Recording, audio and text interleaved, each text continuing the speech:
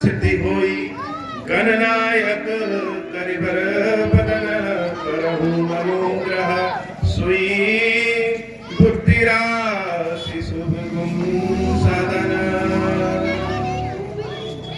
बंदहु गुरु पद पदुम परागा सुरुचि सुबास सरस अनुरागा मंगल भवन अमंगल हारी उमा सहित जहि जपत पुरारी सुमिर शिवा शिव पाई पसाऊं बरनऊ राम चरित चित जाऊं पानी ग्रहण जब कीन महेशा हर श्वेतव सकल सुरेशा कवन सुकाज कठिन जग माही जो नहीं होई तात तुम पाही राम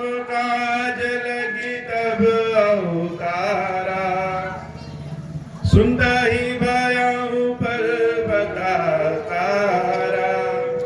हे महादेव, इस जगत बाबा, इस जीवन बाबा, न कोई कार्य कठिन है, न ही कोई कार्य संभव है। यहाँ सारे कार्य सरल और संभव हो जाते हैं बाबा, अगर आपकी कृपा हो जाए। श्री गुरु चरण सरोज रज निज मनु मुकुर सुधारी बरनऊ रघुबर विमल जसु जोदायक फलचारी मंगल भवन अमंगल हारी उमा सहित जहि जपत पुरारी जब ते राम ब्याही घर आए नित नव मंगल मोद बधाए भुवन चारि दस भूधर भारी सुकृत मेष बर शनि सुख बारी रिद्धि सिद्धि संपत्ति नदी सुहाई उमकी अवध अम्बुधि कहूँ आई मणिगण पुर नर नारी सुजाति सुचि अमोल सुंदर सब भांति कहीं न जाई कछु नगर विभूति जनु इतनीय बिरंचि कर तूती सब विधि सब पुर लोग सुखारी रामचंद्र मुख चंदु निहारी मुदित मातु सब सखी सहेली फलित बिलो की मनोरथ बेली राम रूप गुणशील सुहाऊ प्रमुदित होई देखी सुनिराऊ मंगल भवन अमंगल हारी उमा सहित जहि जगत पुरारी सबके उर अभिलाषु अस कहि मनाई महेशु आप अछत जुबराज पद राम ही दे करे सुमंगल भवन अमंगल हारी उमा सहित जहि जगत पुरारी। कल की कथा किसी को याद है कहाँ तक हम लोग पहुंचे थे? कल की कथा पहुंची रहा है, कहाँ पहुंचे? किसी को याद है कल कहाँ तक कथा सुनाई गई थी? धनुष टूटा था। धनुष टूट गया रहा है या उनके वापस आवे तैयारी रहा है। हाँ, कल की कथा में धनुष टूट गया था। धनुष टूटा तो कैसा लगा? अच्छा लगा कि नहीं? कथा कैसी लगी? रामचंद्र जी की कथा अच्छी लगी ना? अब सोचो रामचंद्र जी की कथा इतनी अच्छी है तो भगवान राम कितने अच्छे होंगे, है ना? तो कल की कथा में सीताराम जी का विवाह और उसके बाद चारों दुल्हा और चारों दुल्हने अयोध्या वापस आ गए। कथा अब आगे बढ़ती है। पूरे अयोध्या वासी जब ते राम ब्याही घर आए नित नव मंगल मोद बधाए। जब किसी के घर में विवाह होता है तो कुछ दिनों तक नाच गाना चलता है कि नहीं चलता है? नाच गाना चलता है कुछ दिन तक। लोग बढ़िया बढ़िया भोजन करते हैं, बहुत लोग आते हैं, नया नया कपड़ा मिलता है और बड़ी खुशी रहती है। भगवान राम का जब विवाह हो गया तो संपूर्ण अयोध्या में नित्य नव मंगल मोद बधाए, रोज नई नई खुशी आ जाए। कब दिन होता, कब रात हो जाती, फिर कब दिन होता, फिर कब रात हो जाती, लोगों को पता नहीं चलता, क्योंकि आनंद का समय है, सुख का समय बहुत तेजी से बीत जाता है। लेकिन अगर दिन है तो रात भी होगी, अगर दिन है तो रात तो होना ही होना है, और रात है तो दिन भी होना है। तो सबका जीवन इसी तरह से सुख और दुख, दुख और सुख इसी के बीच में चलता रहता है। तो सारे अयोध्यावासी बड़े प्रसन्न हैं, और जब प्रसन्नता बहुत होती है तो धीरे धीरे हम लोग का मन भी और बढ़ने लगता है।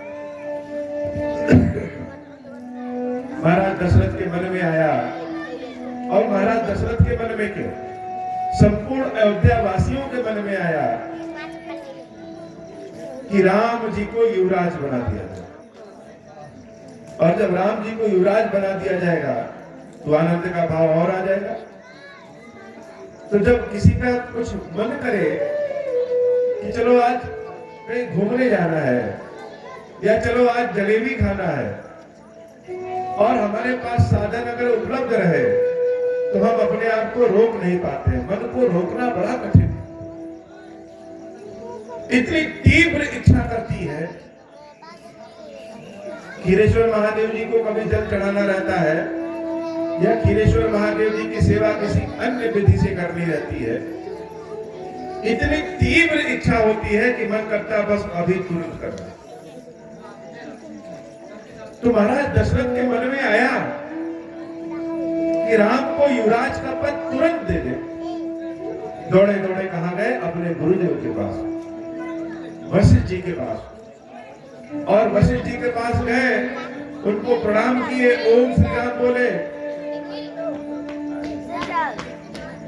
और वशिष्ठ जी को अपने मन की बात बताए कि हे गुरुदेव, हम चाहते हैं कि युवराज का पद जो है राम जी को दे दिया जाए। वैसे भी अवस्था हमारी वृद्ध हो गई है, राम जब युवराज के पद पे हो जाएंगे तो जनता और प्रसन्न हो जाएगी। कोई ऐसा मुहूर्त बताइए, कोई ऐसा मुहूर्त बताइए जिस मुहूर्त में अतिशीघ्र जल्दी से जल्दी राम जी को युवराज बना दिया जाए।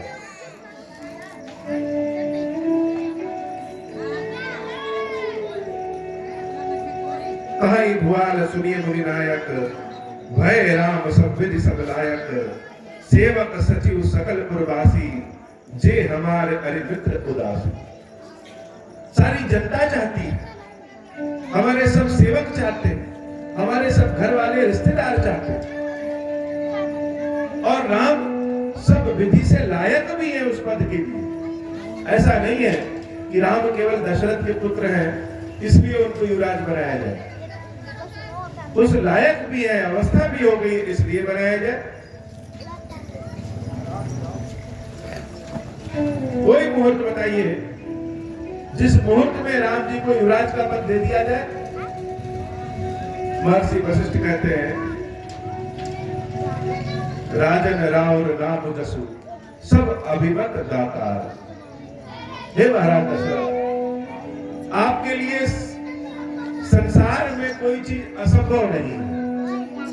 आपका नाम दशरथ संपूर्ण यश और कीर्ति का वो प्रदान करने वाला है, राजाओं के मुकुटमणि है, तो इसमें मुहूर्त की क्या विचारना। सारी जनता चाहती है कि राम युवराज बने, आप चाहते हैं कि राम युवराज बने, हम स्वयं चाहते हैं कि राम युवराज बने। तो अगर कोई शुभ कार्य करना है और तीव्र इच्छा है तो उसमें मुहूर्त नहीं देखा जाता। जब इच्छा हो तब शुरू कर दीजिए, वेग विलंब न करिए, नृत्य साजिए सब समाज, विलंब न करिए, सारे सामान को सजाइए, ले आइए, व्यवस्था करिए, और सुदिन सुमंगल तब ही जब राम हो युवराज। जिस दिन राम जी युवराज पद पे सुशोभित हो जाएंगे वही दिन अपने आप में मंगलदायक हो जाए। अब तो महाराज दशरथ और प्रसन्न हो गए सोचे गुरु जी ने भी आदेश दे दिया है कि राम जी को युवराज बना दिया जाए, और आकर के पूरी तैयारी करना शुरू कर दी। लेकिन हम लोग चाहते हैं कभी कभी कि अपने घर वालों को हम अचानक से कोई खुशी प्रदान करें। अंग्रेजी में जिसको कहते हैं सरप्राइज। अचानक से कोई ऐसी खुशी दे कि घर वाले भी खुश हो जाए, कहे वाह बहुत अच्छी खुशी। तो महाराज दशरथ ऐसा ही चाहते थे। भरत जी और शत्रुघ्न जी अपने ननिहाल गए हुए थे और सारी तैयारी दशरथ जी ने करा दिया। लेकिन कोई कोई ऐसा होता है जिसको दूसरों की खुशियां अच्छी नहीं लगती। हम लोग चाहे जितना भी प्रयोजन कर ले कोई काम करने के लिए, लेकिन जब तक प्रभु की इच्छा नहीं है तब तक कोई काम होता नहीं। दशरथ जी जैसे सामर्थ्यवान राजा, जिन्होंने न जाने कितना युद्ध जीता है, वशिष्ठ जी जैसा गुरु, और संपूर्ण समाज जिसको राजा बनाना चाहता है, जब उस राम जी के युवराज पद की घोषणा हुई कि अब उनको युवराज बनाया जाए, उसी में महाराज दशरथ की सबसे छोटी रानी महारानी कैकेयी की एक दासी है मंथरा। मंथरा जिसका मन स्थिर न हो, जिसका मन बहुत चंचल हो।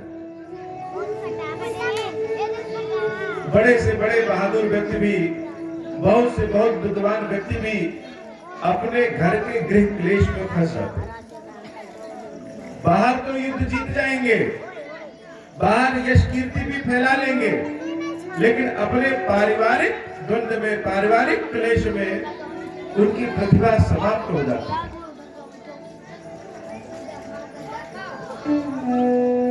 और उधर देवताओं की क्या इच्छा है? देवता लोग सोच रहे हैं कि अगर राम जी युवराज बन गए तब तो वह अयोध्या में ही रह जाएंगे, और अयोध्या में रह जाएंगे तो बाकियों को कल्याण कौन करेगा? रावण को कौन मारेगा? तो सारे देवता लोग मिलकर के सरस्वती देवी के पास गए। हे देवी सरस्वती, अब आप ही कुछ कृपा करिए, कोई ऐसा उपाय करिए जिससे रामचंद्र जी जंगल चले जाए। देवी सरस्वती ने मंथरा का मन बदल दिया। देवी सरस्वती ने कैकेयी का मन, कैकेयी की बुद्धि बदल दी। मंथरा लंगड़ाते हुए आई, उसको कुबर निकला हुआ है, पैर में भी दिक्कत है, और कैकेयी के पास आकर के कह रही है, महारानी कैकेयी, राम तुम्हारे कौन है? कैकेयी ने कहा कि राम तो हमारे अपने, राम तो मेरा पुत्र है, और राम तो मुझे प्राणों से भी ज्यादा प्यारा है। कैकेयी, अगर राम तुम्हारा पुत्र है तो फिर भरत कौन? कैकेयी ने कहा कि भरत भी मेरा पुत्र है। मंथरा ने कहा इसमें कौन अपना है और कौन अपने जैसा है? कैकेयी ने कहा कि राम और भरत दोनों हमारे अपने। मंथरा ने कहा कि नहीं, भरत तुम्हारे अपने हैं और राम अपने जैसे हैं। अपना और अपने जैसे में बहुत अंतर होता है। कैकेयी ने कहा, मंथरा, लग रहा है तुम्हारी बुद्धि कुछ कुचाली करने वाली है। राम मुझे प्राणों से भी प्रिय है, और खबरदार अगर तुमने राम के बारे में मुझसे कुछ कहा तो जिह्वा तुम्हारी काट लेंगे। मंथरा को पता है, जो लोग इधर से उधर लड़ाई लगाने वाले होते हैं, हर घर में, हर समाज में, हर गांव में दो चार लोग ऐसे होंगे जो इधर की बात उधर, उधर की बात इधर बताएंगे, और उनको बहुत पता है उनकी जो जिह्वा है वह जिह्वा ही तलवार की तरह होती है। जो काम तलवार न कर सके वह आग लगाने वालों की जीभ कर देती है। इसलिए कैकेयी अम्बा सावधान है, वह जानती है कि मंथरा कैसी है, पहले ही कह दिया कि सावधान मंथरा, राम के बारे में अगर कुछ कही तो जिह्वा काट लेगी। अब तो मंथरा बनावटी आंसू बहाने लगी और बैठ करके ऐसे कुबड़ निकाल करके रोने लगी कि हाँ हाँ ठीक है, मेरी तो जीवा तुम काटोगी ही।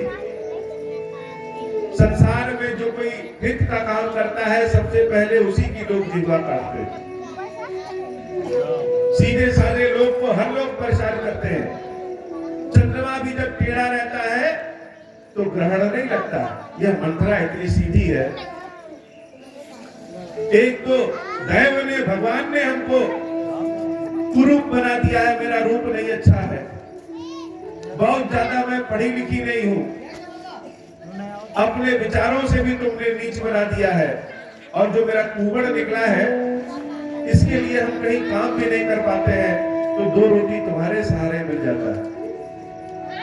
अब तुम नहीं कहोगी तो कौन कहेगा कि मंथरा तुम्हारी जिह्वा काट लेगी। इस प्रकार से अभिनय करने लगी कि कैकेयी के हृदय में मंथरा के लिए भाव आ। आंसू भी कई तरह के होते हैं। कुछ आंसू प्रेम के आंसू होते हैं, शब्द उसको उत्तर नहीं दे पाते। कुछ आंसू दुख के आंसू होते हैं और कुछ आंसू बनावटी आंसू होते हैं। मंथरा के बनावटी आंसू निकल रहे हैं। मंथरा कह रही कैकेयी तुम चाहे पूरी दुनिया घूम लो, इस मंथरा से ज्यादा हितकारी तुम्हारा कोई नहीं। अरे मैं क्या करती हूँ, दो रोटी तुमसे खाती हूँ, बदले में तुम्हारी सेवा करती हूँ, और सेवा से बड़ा मैं सदैव चाहूंगी कि तुम्हारा हित हो। अभी तुमको मेरी बात खराब लग रही है, लेकिन जरा सोचो, जिस दिन राम युवराज बन गए, राम कौन है? तुम उनको अपना पुत्र मानती हो, लेकिन राम तो है तुम्हारे सौतेले पुत्र ही। और जिस दिन राम युवराज बन गए, उस दिन कौशल्या तुमको जेल में डाल देगी, कारागार में तुमको और तुम्हारे पुत्र भरत दोनों को डाल देगी। भला आज तक संसार में कोई सौतन अपना हितकारी हुई है? अब तो जैसे कैकेयी को लगा कि मंथरा बात सही कह रही है। जब कैकेयी ने अपना मुंह इस प्रकार बनाया तो मंथरा जान गई कि हमारा तीर निशाने पर लग रहा है। कैकेयी जरा सोचो, अगर महाराज दशरथ तुमसे इतना ही प्रेम करते, भरत से इतना ही प्रेम करते, तो भरत और शत्रुघ्न जब अपने ननिहाल से वापस आ जाते तब युवराज पद देते। भरत और शत्रुघ्न अपने ननिहाल गए हैं और रातों रात महाराज दशरथ चाहते हैं कि राम को युवराज बना दे। कैकेयी अम्बा विचार करने लगी कि मंथरा सत्य कहते हैं। यह शंका का भूत जो है ये बहुत जल्दी पकड़ता है। बहुत लोग डरते हैं कि उस पेड़ के नीचे भूत है, ब्रह्म बाबा है, कहीं पकड़ न ले। लेकिन किसको पकड़ता है? जो डरते हैं उन्हीं को पकड़ता है। जिसकी शक्ति कम हो जाती है, भूत पिशाच भी उसी को पकड़ते हैं। जिसकी शक्ति कम हो जाएगी, रोग भी उसी को पकड़ता है। तो कैकेयी अब धीरे धीरे शक्ति उसकी कम हो रही। कैकेयी एकदम अधीर होते हुए मंथरा से कही कि मंथरा, बात तो तुमने सत्य कहा है, बताओ हम क्या करें?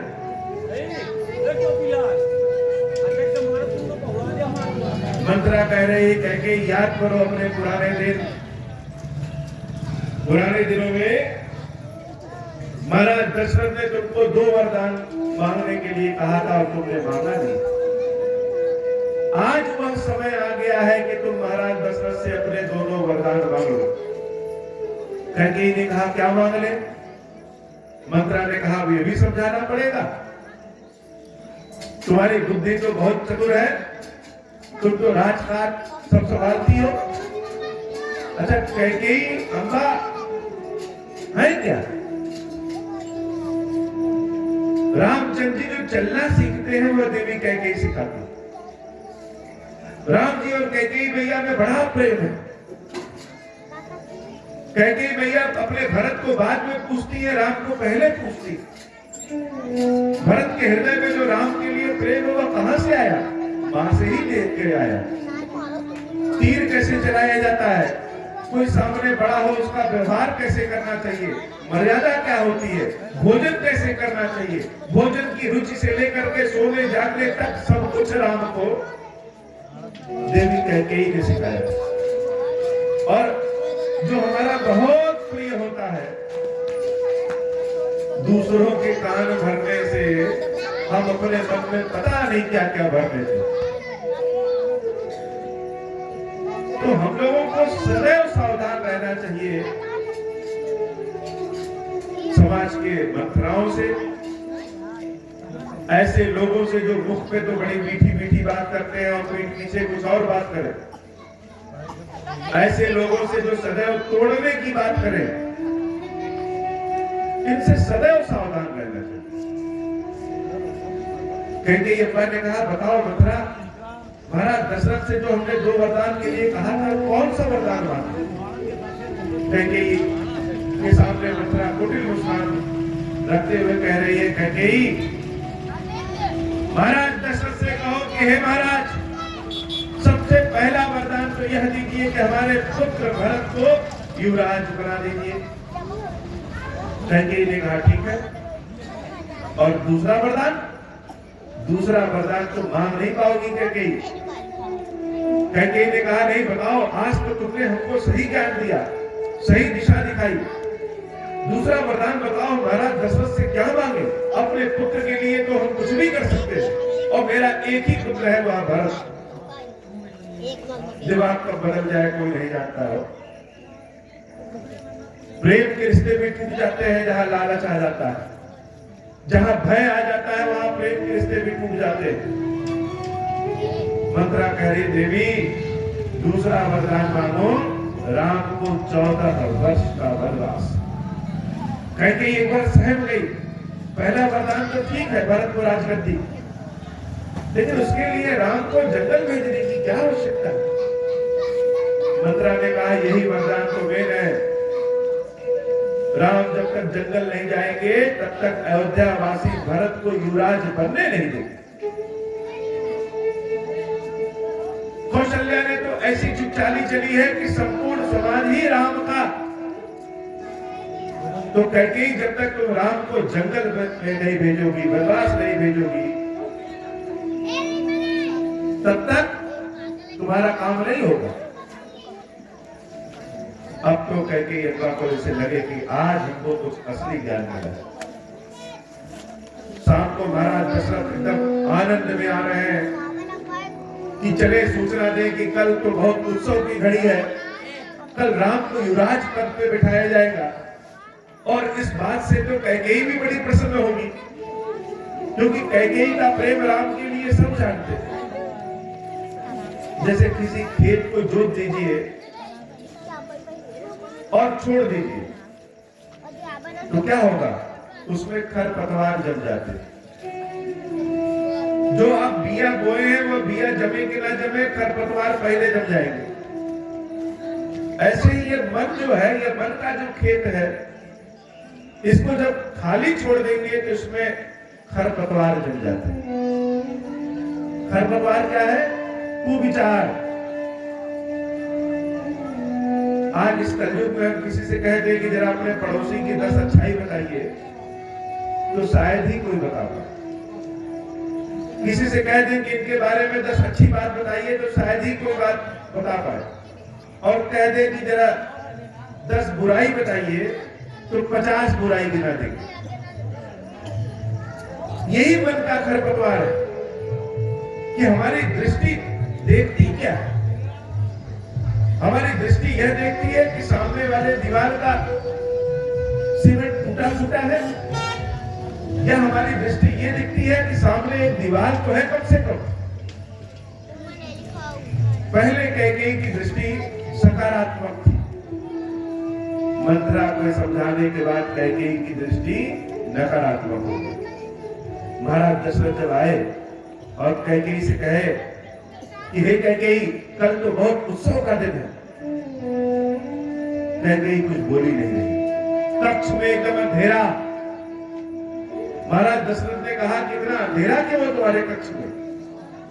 कैकेयी कुछ बोल ही नहीं रही। महाराज दशरथ ने प्रकाश की व्यवस्था की, तब देख रहे हैं कि कैकेयी मोटे काले रंग के वस्त्र पहन करके, अपने सारे श्रृंगार को उतार करके, अपने बाल को खोल करके, जमीन पे शैया बिछा करके वहां सो रही। महाराज दशरथ ने कहा कैकेयी तुम्हारी तबीयत खराब है क्या? कैकेयी ने कुछ नहीं बोला। अब तो महाराज दशरथ को जैसे लगा कि उनका ब्लड प्रेशर ही बढ़ जाएगा। बहुत बहुत बहादुर लोग भी घर में आकर के निष्क्रिय हो जाते हैं। निष्क्रिय का मतलब यह नहीं कि एकदम से समाप्त हो गए। निष्क्रिय का मतलब कि घर के क्लेश को बड़े बड़े लोग भी नहीं झेल पाते। ये घर का क्लेश जो है ना, ये दीमक की तरह होता है। जैसे दीमक अंदर ही अंदर सबको खोखला कर दे, वैसे व्यक्तियों को दीमक अंदर ही अंदर खोखला कर देता है। और दीमक क्या है? ये घर का क्लेश, गृह क्लेश। महाराज दशरथ ने कैकेयी को बहुत जगाने की कोशिश की, लेकिन जगाया उसे जाता है जो सो रहा है। जो सोने का नाटक किया हो उसको क्या जगाएंगे? क्या राम को राजा बना करके तुमको प्रसन्नता नहीं होगी कैकेयी? अब कैकेयी उठी और कैकेयी ने बहुत सारे अभिनय करते हुए महाराज दशरथ से कहा, महाराज याद करिए वो दिन जब आपने कहा था कि कैकेयी 2 वरदान तुम मांग लो। तो आज समय आ गया है, मुझको अपना 2 वरदान दीजिए। महाराज दशरथ तो बड़े प्रसन्न हुए। स्त्रियों की इच्छा क्या? कपड़ा मांगेंगी, गहना मांगेंगी। हंसते हुए कैकेयी से कहा, कैकेयी बस इसलिए तुम नाराज, इसलिए तुम इस कोप भवन में सो रही हो? बताओ क्या चाहिए? जिस राजा के मुकुट की बात करो वह मुकुट तुम्हारे चरणों में गिरा दे। कहो तो स्वर्ग से कल्प वृक्ष तुम्हारे लिए बनवा दे, कहो तो नौलखा हार बनवा दे, या कहो तो पूरी पूरी बाजार कपड़ों की तुम्हारे लिए खरीद दे। महारानी कैकेयी ने कहा, महाराज यह सब कौन मांगेगा? तो बताओ तुम्हें क्या चाहिए? जैसे किसी सांप को देखे हैं, वह जब घात लगाता है तो मौका देख करके घात लगाता है। ऐसी जगह घात लगाएगा जहां डंक मारने से व्यक्ति तुरंत मर जाए। जंगल में जब कोई शेरनी होती है, कहीं घात लगाना होता है, छुप करके घात लगाएगी जब शिकार एकदम पास आ जाएगा। कैकेयी को लग रहा है कि अभी शिकार पास नहीं आया। कैकेयी ने कहा कि हे महाराज, पता नहीं आप अपने वचन को पूर्ण करेंगे कि नहीं करेंगे। महाराज दशरथ ने कहा, प्राण जाए पर वचन न जाए। प्राण जा सकते हैं लेकिन दशरथ का दिया हुआ वचन नहीं जाएगा। बताओ क्या मांग रहे? कैकेयी ने कहा, आप सौगंध राम की खाइए। जब राम की सौगंध खाएंगे तब मानेंगे हम कि हाँ आप अपने वचन पूर्ण कर सकते हैं। महाराज दशरथ तो छल कपट से दूर रहने वाले, उनको तो लग रहा है कि कैकेयी क्या मांगेगी। बहुत कहेगी कि कपड़ा दे दो, जेवर दे दो। महाराज दशरथ ने कहा कि राम की सौगंध खाते हैं, बताओ तुम्हें क्या चाहिए? अब तो लगा कि सही समय लग गया है घात लगाने का। और जब इस बार कैकेयी ने सरपड़ी बन करके महाराज दशरथ को डसा, उसके बाद महाराज कभी उठ नहीं पाए। कैकेयी ने कहा, महाराज अगर आप 2 वचन देने के लिए कह रहे हैं तो दीजिए। पहला वचन यह है कि युवराज के पद पे राम नहीं भरत बैठे। महाराज दशरथ जब भरत का नाम सुने तो एकदम चौंक गए। भरत ज्येष्ठ तो राम है। नीति शास्त्र भी कहता है कि अगर ज्येष्ठ पुत्र योग्य है तो उसी को राजा बनना चाहिए। महारानी कैकेयी कहते हैं, महाराज हम तो पहले ही कहे थे कि आप वचन पूर्ण नहीं करें। दशरथ जी ने कहा, कोई दिक्कत नहीं, कोई परेशानी नहीं। जैसे राम वैसे भरत। राम और भरत तो मेरे लिए दोनों 2 आंखों के समान है। हम बाएं आंख से देखें या दाएं आंख से, दोनों आंखों की आवश्यकता है। और भरत तो बहुत नीति निपुण है। भरत जैसी संतान तो लोगों को होती ही नहीं है। राजा भरत बने या राम बने कोई अंतर नहीं। तो तुमको वचन दिया है तो भरत राजा बनेंगे, ठीक है। और महाराज दूसरा वचन भी है। अब दशरथ जी को लग रहा है कि शायद यह कैकेयी वो कैकेयी नहीं है, लेकिन अब बोल दिया है, सौगंध खा लिया है, प्राण जाए पर वचन न जाए। धीरे से डरते हुए महाराज दशरथ कह रहे हैं कैकेयी दूसरा वचन भी बता दो। कैकेयी ने कहा महाराज दूसरा वचन ऐसा है कि 14 वर्ष तक सन्यासी के भेष में राम को वनवास करना पड़ेगा, जंगल जाना पड़ेगा। अब तो जैसे महाराज दशरथ धम्म से जमीन पे गिर पड़े, आवाज नहीं निकल रही है। देवताओं और दैत्यों के संग्राम में जिस बहादुरी से महाराज दशरथ ने युद्ध किया था कि देवराज इंद्र भी अपनी स्वर्ग की कुर्सी को आधा दशरथ जी के लिए छोड़ देते हैं। वो दशरथ जब जमीन पे गिरे तो लगा कि प्राण तो अभी निकल जाएंगे। धीरे धीरे अपने मुख से कह रहे हैं महारानी युवराज को राजा बना दो, यह तो ठीक है, लेकिन राम को जंगल भेजने की क्या आवश्यकता है? राम तो इतना सीधा है कि जब वह सुनेगा कि भरत को युवराज बनाया गया है तो वह और प्रसन्न होगा। नहीं नहीं, यह बात तुम्हारी सत्य नहीं है। आज तुम किसी दूसरे विचार में होकर तुमसे कहेंगे। महारानी कैकेयी कह रही महाराज मैंने बहुत सोच समझ करके 2 वचन मांगे, देना न देना आप पता न दीजिए। रघुकुल की रीति को सदा कलंक लगेगा कि महाराज दशरथ ने अपने वचन पूर्ण नहीं किए। अब तो महाराज दशरथ को काटो खून नहीं, बार बार कैकेयी को समझा रहे हैं। कैकेयी याद करोगे जब राम ठुमुक ठुमुक के चलते थे तो तुम उनके पीछे दूध भात लिए दौड़ती थी कि राम खा लो, और राम तुमसे छुपते हुए तुमको ढूंढता था। राम जब सुबह सुबह आंखें खोले तो सबसे पहले तुम्हारा चेहरा देखता था। कैकेयी शायद तुम उस राम को याद नहीं कर रही। राम ने तो किसी का कुछ बिगाड़ा ही नहीं, और उसको जंगल में भेजने की क्यों बात कर रही है? महाराज ने कैकेयी टस से बस नहीं। बुद्धि जब भूल जाती है तो अच्छे और बुरे की पहचान करना बंद कर देती। रात भर यह प्रकरण चलता रहा। महाराज दशरथ दीनहीन, जो महाराज चक्रवर्ती महाराज है, वह दीनहीन अवस्था में अपनी स्त्री के समक्ष जमीन पे दांत रगड़ रहे हैं, लेकिन उनकी स्त्री मान नहीं रही। गृह क्लेश बड़े बड़े देवताओं को भी धरती को पटक देता है।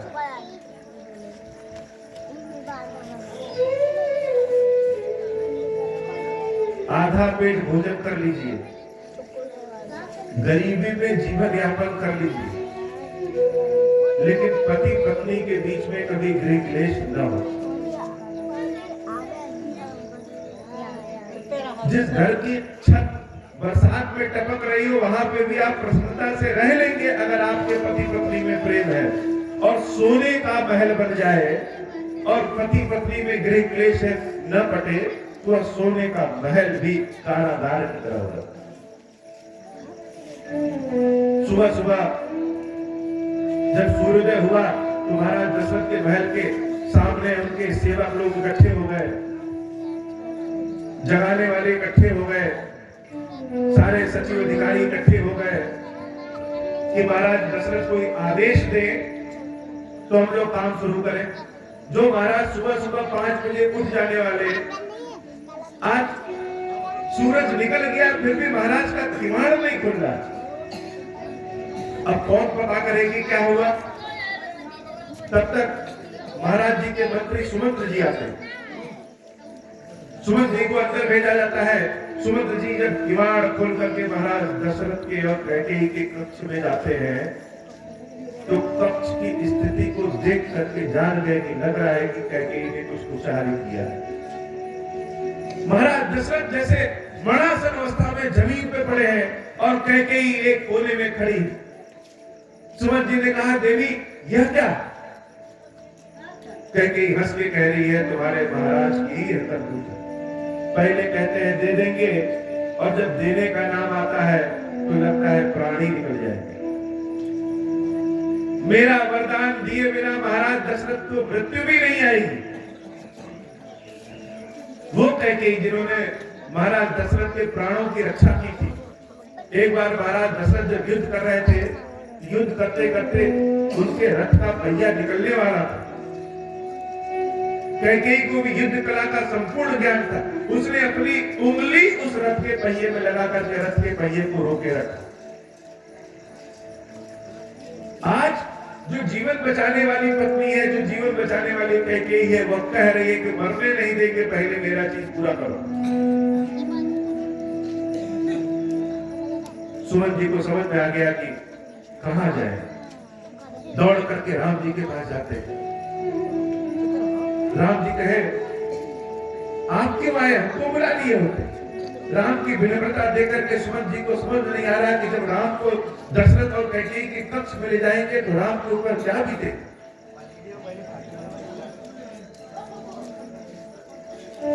महाराज राम जल्दी चलिए, आपको आपके पिता बुला रहे हैं। राम जी उसी अवस्था में दौड़ करके भागते हैं कि लगा है हमारे पिता की अवस्था वृद्ध की हो गई, तबियत खराब है क्या। जब कक्ष में प्रवेश करते हैं राम जी, तो राम जी की स्थिति को देखकर, कक्ष की स्थिति को देख करके राम जी भी एक बार चौंक जाते हैं। तो अपने पिता दशरथ के पास बाद में पहुंचते हैं। पहले कैकेयी अम्बा के पास पहुंचते हैं कि हे भैया कुछ समस्या है क्या, आपका यह भेष, आपका यह रूप कैसा। तब अपने पिता दशरथ के पास जाते हैं कि हे पिताजी आपकी यह अवस्था ऐसी क्यों हो गई।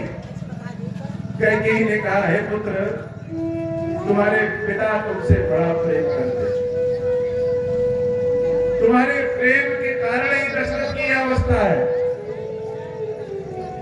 इन्होंने 2 वचन देने के लिए कहा था और रातों रात तुमको यह युवराज बनाना चाहते हैं। राम जी ने कहा हम चारों भाई एक साथ जन्म लिए, हम चारों भाई एक साथ पढ़े लिखे, हम चारों भाइयों का विवाह भी एक साथ हुआ। यह कैसी रीति है कि बड़े भाई को राजा बना दिया जाए। हम चारों भाई एक साथ राजा भी बनना चाहिए। और अगर पिता ने आपको वचन दिया है हमको जंगल जाने का, भरत को युवराज बनने का, तो हे भैया इससे अच्छी बात और कुछ हो ही नहीं सकती। पिता कह रहे हैं दशरथ की राम तुम मेरी आंखों के सामने से न जाओ, और अगर तुम मेरी आंखों के सामने से जाओगे तो फिर हमको कभी पाओगे नहीं। दशरथ जी की अवस्था को देख करके प्रभु कहते हैं पिताजी आपने वचन दिया है और पुत्र का कर्तव्य है कि अपने पिता के वचनों को पूर्ण करना, पुत्र का कर्तव्य है कि अपने माता की इच्छा को पूर्ण करना। इसलिए वनवास को हमको जाना है। मैं अभी जाकर के अपनी मैया कौशल्या अम्बा से भी आशीर्वाद लेकर के आता हूं। देर नहीं करना है, तुरंत हम जंगल के लिए निकलेंगे। आप परेशान न होइए, आपकी बात कटेगी नहीं। दशरथ जी महाराज राम राम राम चिल्ला रहे हैं, लेकिन राम वहां से निकल करके अपनी मैया कौशल्या अम्बा के पास पहुंचते। देवी कौशल्या जब राम को देखती है तो प्रसन्न हो गई। आओ पुत्र आओ, हमने तुम्हारे लिए मिठाई बनाई है, मिठाई खा लो। तुम तो युवराज बनने वाले हो, तुम्हारी सारी विपत्ति इस कौशल्या को लग जाए और तुम हमेशा जीवित रहो। माताएं अपने पुत्रों को क्या आशीर्वाद देती, उनकी सारी बलैया खुद ले लेती हैं और अपना जीवन भी अपने पुत्र को अर्पित कर देती। लेकिन होना तो कुछ और है। राम जी शीश नवाए अपनी माता से कह रहे हे माता हमको आशीर्वाद दीजिए, आशीर्वाद तो मेरा तुम्हारे साथ सदैव है पुत्र। हे माता आशीर्वाद दीजिए, हमको जंगल जाना है। 14 वर्ष तक वनवास मिला। कौशल्या दीदी का जैसे लगे पैर के नीचे से जमीन ही हट गई। वनवास किसने दिया। प्रभु श्री राम कहते हैं कि मेरी माता कैकेयी की इच्छा, कैकेयी की और तुम्हारे पिता दशरथ क्या चाहते हैं? मेरे पिता दशरथ जी की भी इच्छा है कि हम जंगल जाएं। कौशल्या अम्मा का हृदय बहुत बड़ा है। राम सबके नहीं होते, जो कौशल्या होता है राम भी उसी से प्रकट होते हैं। देवी कौशल्या ने कहा, हे पुत्र, किसी बात को अगर माता आज्ञा दे और पिता भी आज्ञा दे, अर्थात पिता कहे पूरब जाना है और माता कहे पश्चिम जाना है, तो सबसे पहले माता की आज्ञा को मानना चाहिए। और अगर किसी बात को माता और पिता दोनों कहते हैं तो बिना सोचे विचारे उस कार्य को तुरंत कर देना चाहिए। तुम्हारी तो माता कहके भी जंगल जाने को कह रही है और तुम्हारे पिता के भी वचन है। इसलिए हे पुत्र, आज से जंगल देवता ही तुम्हारे पिता और जंगल देवी ही तुम्हारी माता। तुम्हारे संपूर्ण कष्ट इस अयोध्या को मिल जाए और हम जान गए हैं कि अयोध्या वासियों के जितने पुण्य कर्म थे सब समाप्त हो गए।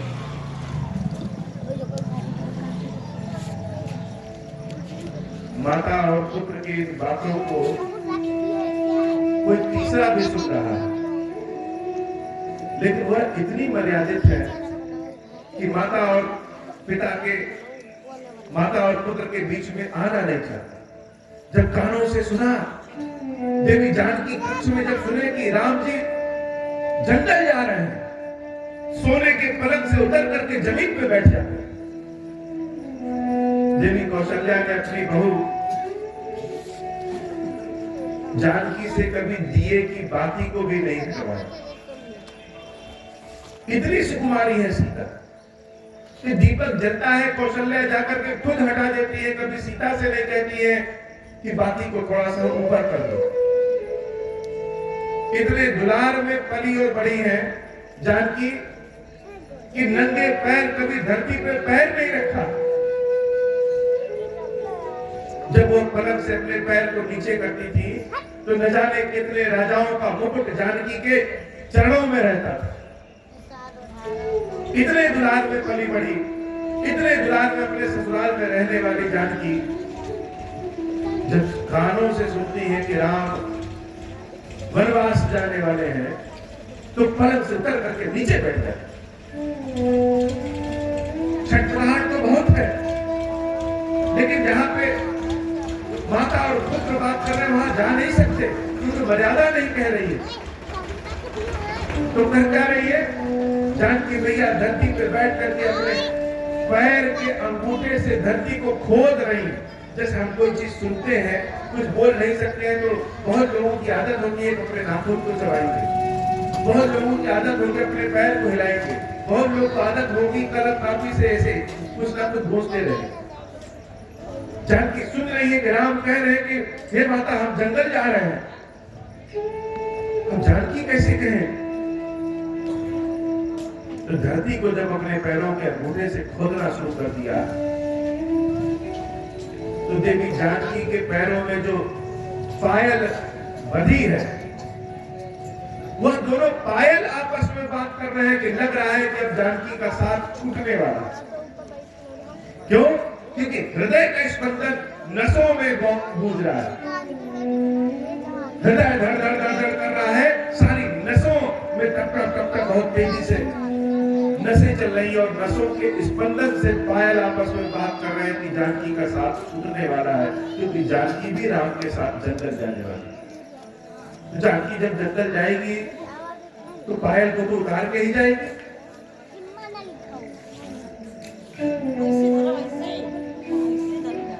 कौशल्या अम्बा कहती है पुत्र तुम तो जंगल जा रहे हो,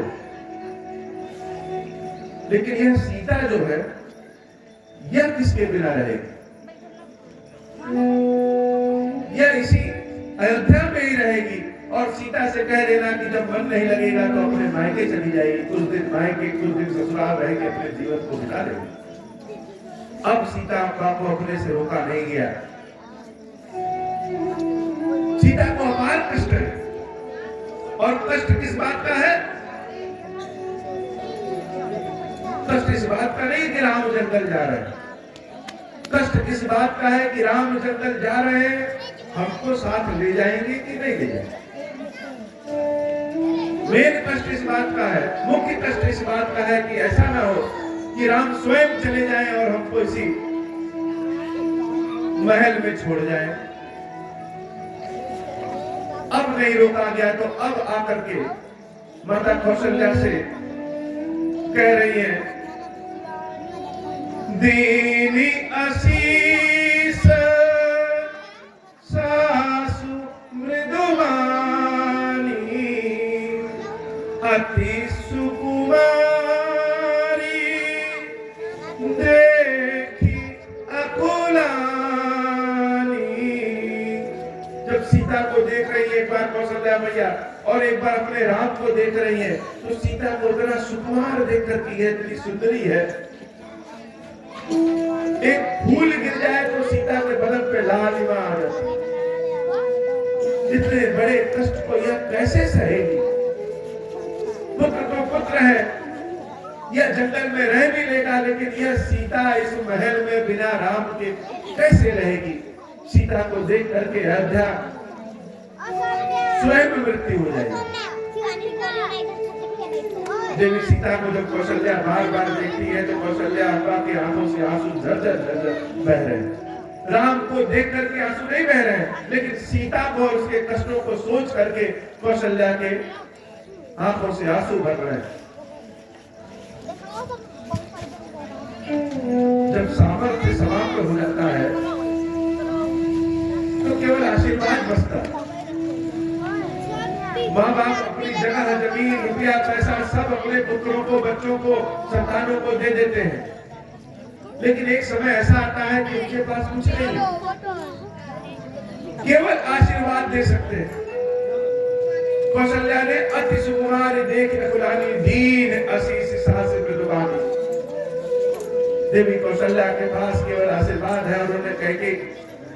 उन्होंने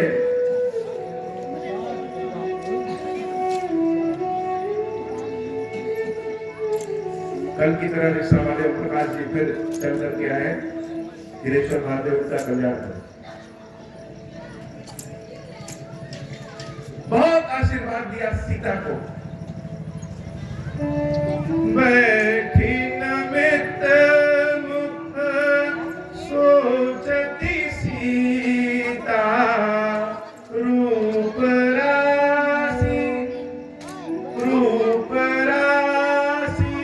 पति प्रेम पुनीता। रूप की राशि जो सीता है वह जमीन पे बैठ करके सोच रही है। क्या सोच रही है? चलन चाहत बन जीवन नातु कही सुकृति सन कोई है सातु की तनु प्राण की केवल प्राणा विधि करता कछु जाई न जाना। जमीन पे बैठ करके अपने मुख को नीचे झुका करके सीता सोच रही है कि मेरे नाथ मेरे स्वामी तो जंगल जा रहे हैं, किसका भाग्य इतना अच्छा होगा जो इनके साथ जाएगा। जिसके भाग्य बहुत अच्छे होंगे, जिसके कर्म बहुत अच्छे होंगे, वही राम के साथ जंगल जाएगा। पता नहीं मेरा प्राण और शरीर दोनों राम के साथ जाएंगे या केवल प्राण ही राम के साथ जाएगा। अर्थात अगर राम हमको अपने साथ ले गए तब तो सीता शरीर सहित प्राण सहित राम के साथ जाएगी, और अगर राम सीता को जंगल नहीं ले गए तो सीता के प्राण राम के साथ जाएंगे, लेकिन राम के साथ सीता को जाना तो है।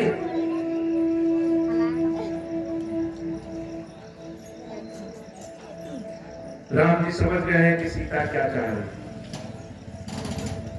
जान गए हैं कि सीता क्या चाह रही है, लेकिन उन्होंने सीता को समझाया कि हे देवी, तुम्हारे पिता ने तुमको बड़े दुलार से पाला, विवाह के समय उन्होंने तुम्हारे विवाह के लिए, तुम्हारी खुशी के लिए योग्य वर ढूंढा कि जो धनुष को तोड़ेगा उसी का विवाह सीता से होगा। जो पिता अपने पुत्री के लिए इतना अच्छा चाहता है, अगर तुम मेरे साथ जंगल जाओगी तो हम क्या जवाब देंगे जनक जी महाराज? कैसे वो दिखाएंगे जनक जी को कि आपकी पुत्री को विवाह करके ले आए इसलिए कि जंगल में जाए? इसलिए हे जानकी, तुम इसी महल में रहो। मेरे जाने के बाद जब मेरी माता कभी हमको याद करेगी, तुम मेरी पत्नी हो, तुम्हारा धर्म है यह अपने सास ससुर की सेवा करना। बड़े भाग्य से सास ससुर की सेवा करने का धर्म मिलता है। अब यह तुम्हारा धर्म है, तुम निभाओ, और हमारा जो धर्म है वह हम निभाएं। जब कभी मेरी माता हमको याद करके रोएगी तो मेरी माता को सांत्वना तुम्हें देना, मेरी माता को समझाना, उनके आंसू पोंछना। हे जानकी, तुम इस महल में रहो। जब कभी तुम्हारा मन उब जाए तो अपने पिता के यहाँ चले जाना, मायके रह लेना, फिर यहाँ आ जाना। इस तरह से 14 वर्ष बिताओ। 14 वर्ष के बाद यह राम वचन देता है कि आएगा। देवी सीता कुछ बोल नहीं रही। कभी कभी निरुत्तर हो जाना सामने वाले को बहुत परेशान करता है।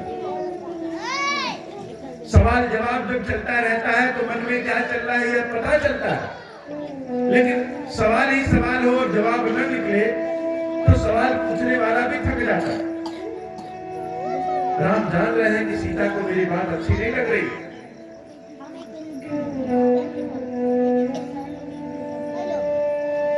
अब डराना शुरू कर रहे हैं। पहले तो धर्म की बात बताए कि तुम्हारा धर्म है सास ससुर की सेवा करना। अब कह रहे हैं हे सीता, बंदरों का चित्र देख करके तुमको डर लगता है। जंगल तो बड़ा भयंकर है।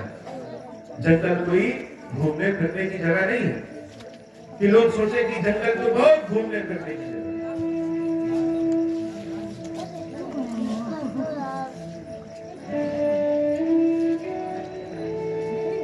तुम क्या करें? तुम यही रहो।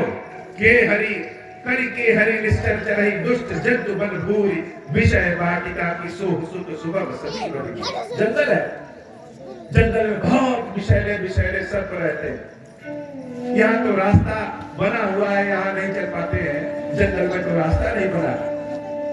बहुत बड़ी बड़ी नदियां, बहुत बड़े बड़े खोह, बहुत बड़े बड़ी गुफाएं, बहुत बड़े बड़े ऊंचे ऊंचे पठार और पहाड़ है।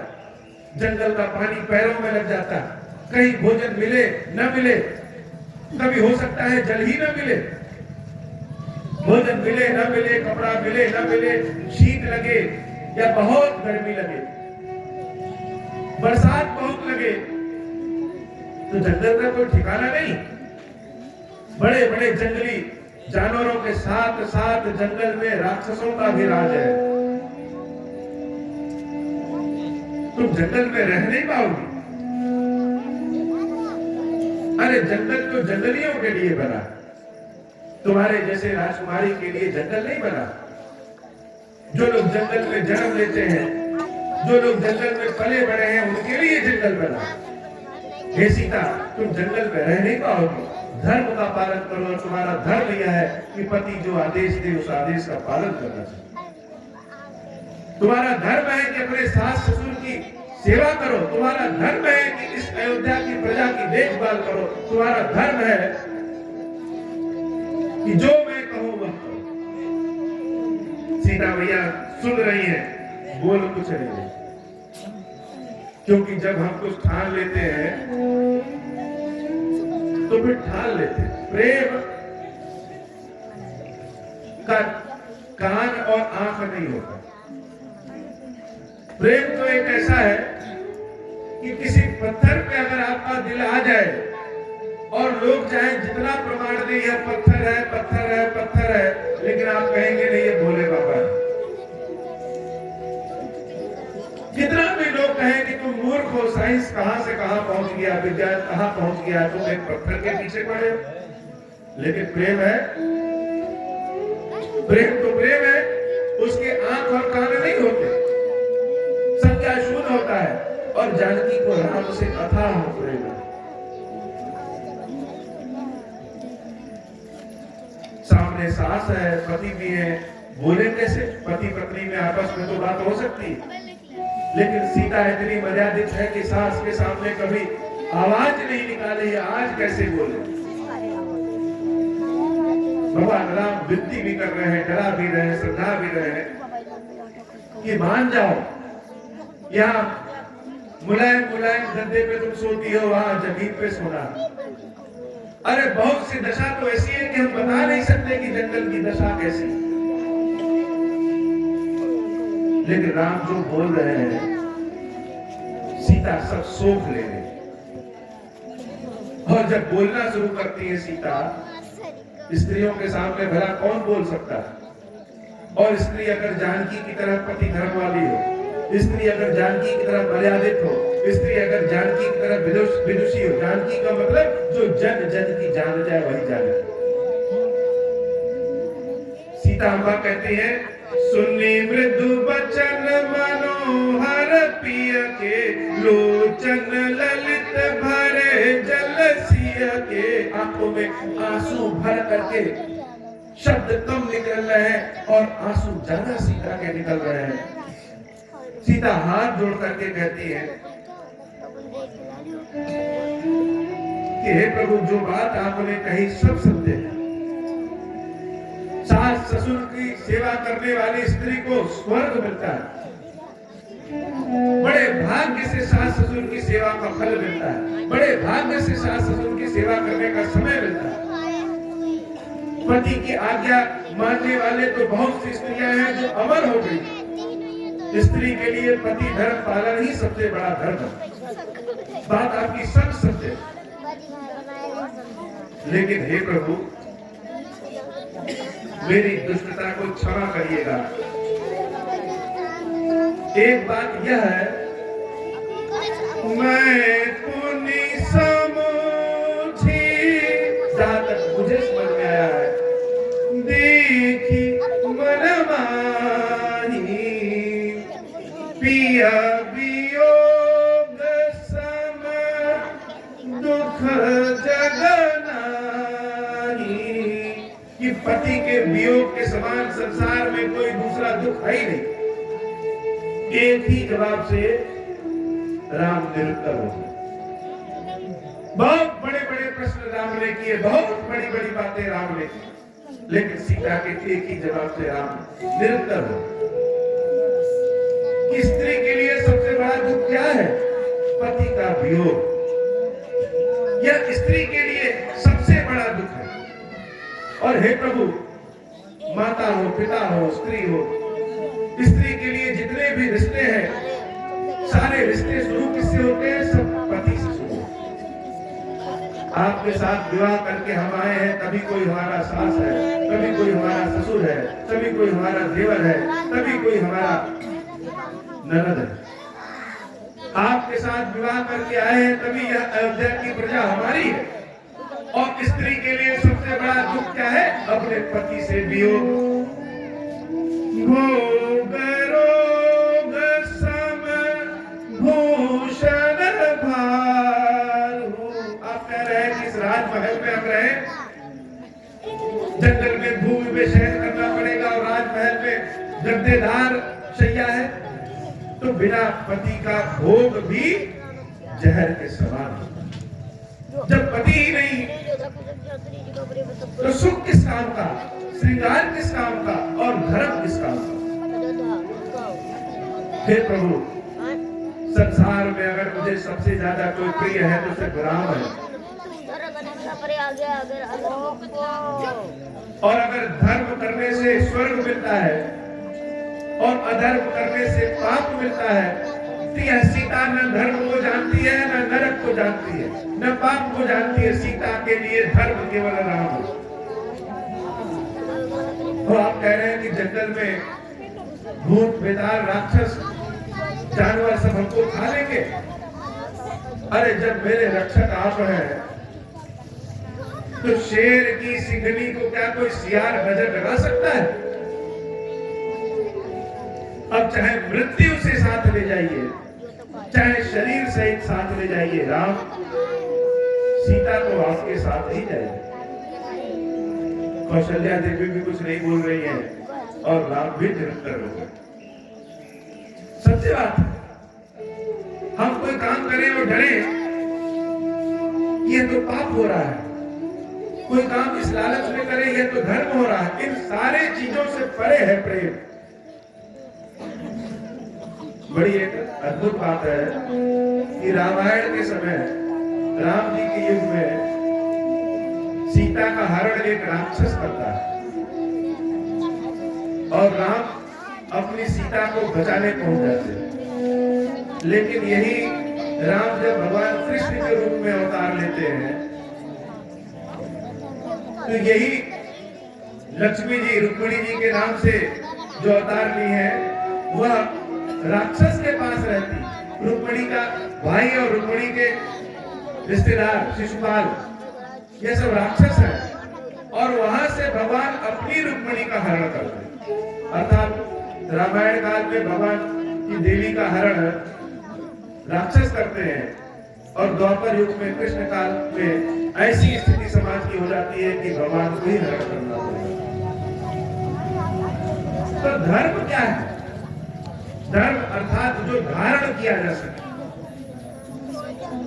लोग धर्म धर्म कहते हैं कि लेकिन ये धर्म है क्या?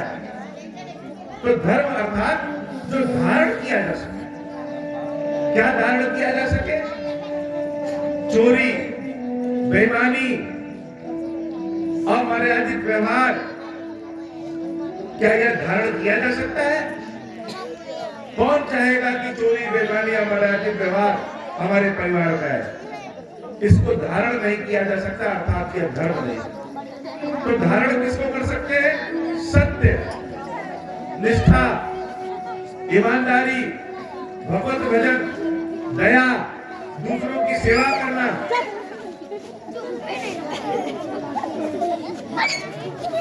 यही धर्म है।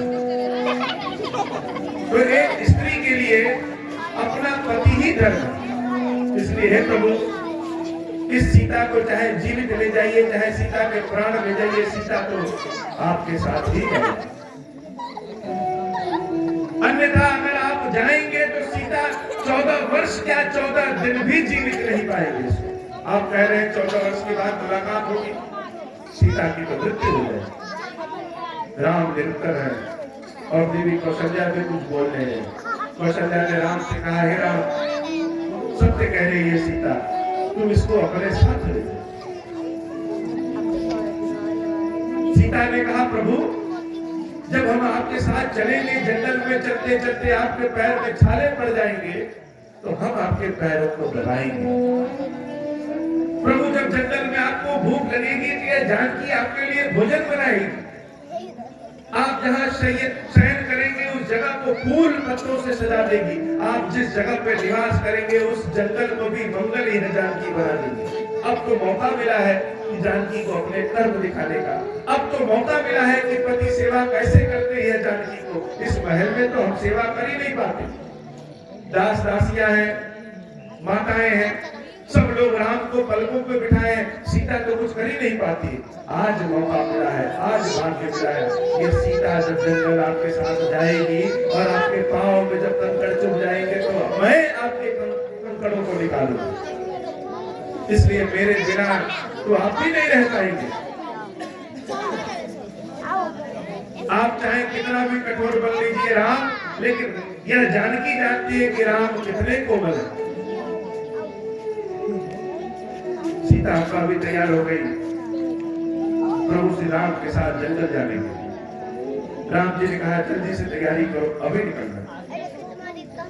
सूचना पहुंची लक्ष्मण जी के यहाँ कि राम जंगल जा रहे हैं। वह लक्ष्मण जो सदैव राम के पीछे पीछे पीछे पीछे, बिना राम के जीवन क्या होता है लक्ष्मण को पता ही नहीं है। जब कानों में खबर गई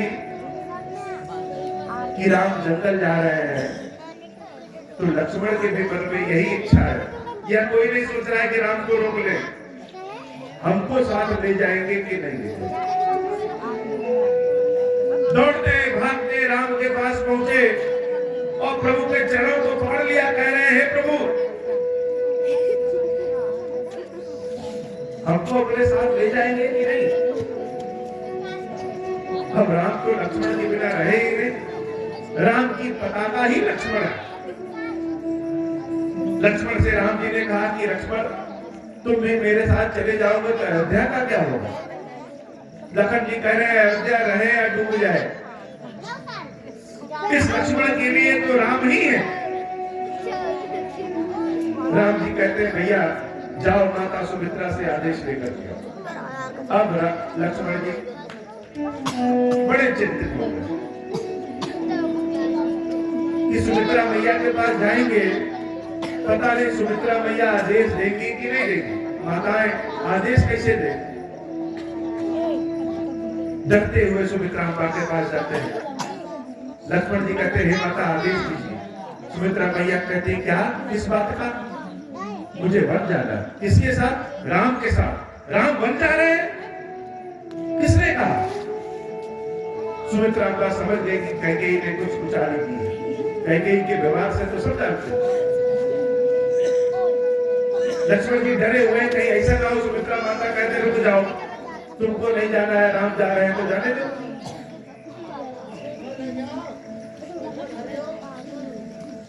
बड़ी माताओं का दिल इतना बड़ा नहीं होता है कि अपने पुत्र को जंगल भेज सके। लेकिन सुमित्रा मैया ने जो कहा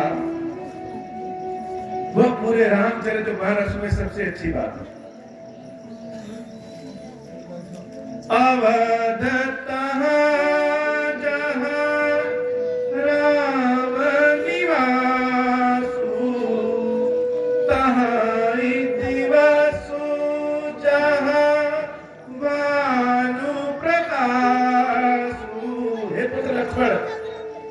जहां राम का निवास है, अयोध्या भी वही है। अयोध्या कहां है? जहां राम जी है वही अयोध्या है। और बड़े भाग्य से तुम्हारे भाग्य जागृत हो गए हैं लक्ष्मण, इसलिए राम जंगल जा रहे हैं। बहुत जल्दी तुम चले। सत्य बात है, भगवान की सेवा करने का अवसर सबको नहीं मिलता है। बड़े भाग्यशालियों को भगवान का सेवा करने का अवसर मिलता है। अपनी पढ़ाई के समय जब हम अध्ययन कर रहे थे तो हम 3-4 मित्र एक साथ रहते थे। सारे मित्र आईएएस बनने की तैयारी करते थे। सबने एक दिन एक दूसरे से पूछा अगर आईएएस नहीं बने तो क्या बनोगे? सबके पास कुछ ना कुछ जवाब था। किसी के पास अपना पैतृक व्यवसाय था, किसी के पास कुछ था, किसी के पास कुछ था। जब प्रश्न मेरे पास घूम के आया कि अगर आईएएस नहीं बनेंगे तो क्या बनोगे, तो हमको तो कुछ आते नहीं। न ठीक से पढ़ना, न ठीक से लिखना, न अंग्रेजी आए ठीक से, न हिंदी आए ठीक से, नहीं ऐसा कि कंप्यूटर के एकदम मास्टर हो। पढ़ाई भी 2 ही अक्षर की हो, भी उल्टा बी और ए। लोग ए और बी पढ़ते हैं, बी और ए पढ़े। तो यह प्रश्न बड़ा कठिन है कि सत्य बात है, क्या करें? अगर आईएएस नहीं बने तो क्या करेंगे? तो एक चीज हमको आती थी, हमको खीर बनाना बहुत अच्छा था। तो हमने कहा कि खीर का व्यवसाय करें। कब मुख पे सरस्वती का वास हो कोई नहीं जानता, इसलिए जब भी बोलिए सोच समझ के बोलिए। कुछ लोग की आदत होती है अपने बच्चों को कहते हैं अरे तुम तो चपरासी बनोगे, किसी लायक नहीं, अरे तुम तो घसे जाओगे। नहीं बोलना चाहिए। कोई नहीं जानता है कि इन बच्चों में कौन प्रधानमंत्री बन जाए, कौन बड़ा सा उद्योगपति बन जाए कि बहुत लोगों को रोजगार दे जाए। माताओं की बातें सत्य हो जाती। तो मुख पे सरस्वती का वास था। हमने कहा खीर का व्यवसाय करेंगे, ये तो हमने कहा ना, लेकिन जो होना रहता है भगवान पहले से लिखे रहते हैं। खीरेश्वर महादेव को मेरे हाथ से स्थापित होना था। जरा सोचिए अगर कहीं हम डीएम बन गए होते तो बाबा की सेवा कैसे करते? अगर हम कहीं सरकारी नौकरी पा गए होते तो यह राम कथा कौन सुनाता? तो बड़े भाग्य से भगवान की सेवा करने का अवसर मिलता है। हमारी भाग्य से ही क्षीरेश्वर महादेव आए। ऐसे ही सुमित्रा मैया ने कहा, हे लक्ष्मण, तुम्हारे भाग्य से जंगल जा रहे हैं राम, दौड़ जाओ, आज से सीता ही तुम्हारी माता और राम ही तुम्हारे पिता। बस मेरी एक बात याद रखना, ऐसा कोई काम न करना जिससे सीता राम को दुख हो। जैसे गाय के बछड़े को छोड़ दीजिए तो बहुत तेजी से कुलाचा भरता हुआ भाग जाता है, वैसे राम के साथ जंगल जाना है। जब लक्ष्मण जी महाराज ने सुना कि हमारी माता ने आदेश दिया तो सोचे ये माताओं का दिल बड़ा मुलायम होता, आज कुछ कर रही है, पता चला 1 ही मिनट में बदल जाएगी कि नहीं जाएगी, इसलिए भाग लो यहां से जितनी जल्दी हो सके। गाय के बछड़े की तरह कुलाचे मारते वहां से भाग गए, राम जी के पास पहुंचे, वेशभूषा बना के, भैया चलिए। सीता और लक्ष्मण का तो आनंद है, अब इसी बहाने रामचंद्र जी की सेवा करने का मिलेगा। तीनों जब दशरथ जी महाराज के पास पहुंचते हैं, पिताजी आज्ञा दीजिए। दशरथ जी महाराज जब सीता को देखते हैं, कहते राम इस सीता को कहां ले जा रहे हो? सीता को कहते हैं पुत्री तुम न जाओ। सीता कहां मानने वाली? अपने मंत्री सुमंत्र जी से कहते हैं कि ये सीता जंगल में जाएगी तो डर जाएगी, जाओ इसको जंगल थोड़ा घुमा के वापस लेते हैं। तीनों राम लक्ष्मण और सीता सुमंत्र जी के रथ में बैठते हैं और जंगल की ओर प्रस्थान करते हैं। अयोध्या वासियों को पता चला कि राम जंगल जा रहे हैं और अकेले नहीं, सीता और लक्ष्मण भी जा रहे हैं। सारे अयोध्या वासी अपने अपने काम धाम को छोड़ करके उसी राम लक्ष्मण के रथ के पीछे पीछे दौड़ पड़े कि जब राम जा रहे हैं तो हम लोग शहर में रह के क्या करेंगे, हम लोग भी जंगल ही चले जाएंगे। राम जी कह रहे हैं नहीं आप लोग वापस जाइए, आप लोग वापस जाइए, कोई जा ही नहीं रहा। राम जी सबके समेत पहुंचते हैं तमसा नदी के किनारे, वहां राम जी विश्राम करते हैं। सारे अयोध्यावासी में विश्राम कर लिए। रात के जब 2 बजे तो 2 बजे राम जी सुमंत्र जी को उठाते हैं और कहते हैं यहाँ से भाग लीजिए। भक्तों का पीछा भगवान भी छुड़ा नहीं पाते। महादेव अगर कैलाश में वास करते लोग वहां भी पहुंच जाते। और रथ ऐसे चलाइएगा कि रथ का पहिया किस ओर गया है पता न चले। सारे अयोध्या वासी तमसा नदी किनारे सो रहे हैं और राम जी सीता और लक्ष्मण को लेकर के रथ से निकल गए। अब पहुंचते हैं श्रृंगवेरपुर। श्रृंगवेरपुर कहाँ है? प्रतापगढ़ से जब प्रयागराज की ओर बढ़िए, इलाहाबाद की ओर, तो गंगा नदी के किनारे श्रृंगवेरपुर, निषादों की नगरी में। चारों ओर हल्ला मच गया कि सीता राम लक्ष्मण आए हैं। सारे श्रृंगवेरपुर के निवासी सब अपनी अपनी सेवा लेकर के राम सीता के दर्शन के लिए खड़े हो गए।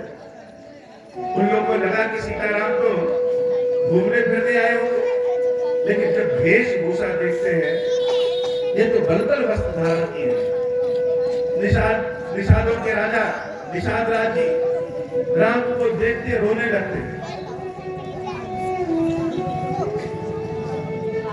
राम जी कहते हैं मित्र 14 वर्ष तक हमको किसी शहर में किसी नगर में नहीं जाना, ऐसा हमने वचन दिया है।